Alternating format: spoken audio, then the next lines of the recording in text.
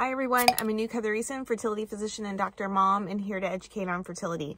In this video, we'll be talking about when is the earliest you can take a pregnancy test. I often get this question on social media. So let's talk about this today.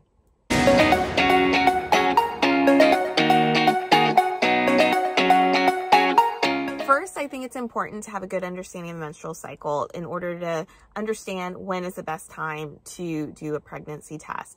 I have done a video on the menstrual cycle and I will link it here. So please check out this video for a more detailed explanation of the menstrual cycle, but I will briefly summarize here. So it starts with having a period. And after that, a follicle will start to grow within the egg. And the follicle is a fluid-filled sac. And within that follicle is a microscopic egg that we can't see. As the follicle is growing, the egg is maturing within it. And that follicle is also making estrogen, and estrogen will thicken the uterine lining, and this will help with later implantation. Once a certain critical threshold level of estrogen is reached, this will prompt the LH surge, and then ovulation will follow the LH surge by approximately 24 hours. And after ovulation, the egg is only viable for an additional 24 hours. So hopefully intercourse will happen at the same time and a sperm will travel through the vagina, cervix, uterus, and then in the fallopian tube. And the fallopian tube will also pick up the egg. So the egg and sperm actually meet in the fallopian tube, and that's where fertilization occurs. After the sperm fertilizes the egg, it becomes an embryo. And that embryo will then go through multiple cell divisions until it becomes what's called a blastocyst. And it becomes a blastocyst usually 5 to 6 days later. And that's also when it will implant in the uterus. So implantation occurs approximately 5 to 6 days after ovulation. So now going back to that follicle, after it releases the egg, it becomes what's called a corpus luteum. And this corpus luteum will produce estrogen and progesterone. And the progesterone will also help with implantation. So if a pregnancy implants, then it produces HCG. And that HCG will then stimulate the continued survival of the corpus luteum. And the corpus luteum will continue to make estrogen and progesterone.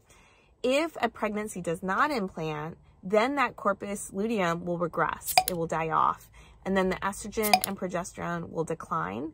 And then after that, a period will result. So that is a brief synopsis of the menstrual cycle. When is the best time to do a pregnancy test? Well, technically, the beta HCG can be picked up as early as 8 to 9 days post-ovulation, trace amounts of it. Now, there are going to be some caveats to testing this early.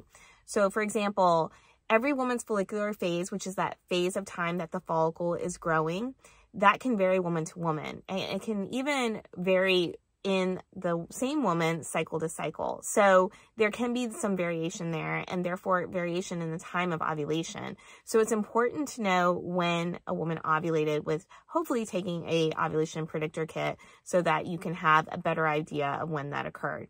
Now, other concerns about testing too early are going to be if the woman did a trigger shot. The trigger shot is HCG. So if you do a urine pregnancy test close to the time of the trigger, you're going to get a false positive.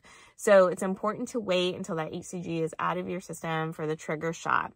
The other benefits of waiting a little bit longer are going to be HCG is going to be in trace amounts initially, and it's going to continue to rise. So I usually tell patients to wait approximately 2 weeks after ovulation, which is also the expected time of a missed period.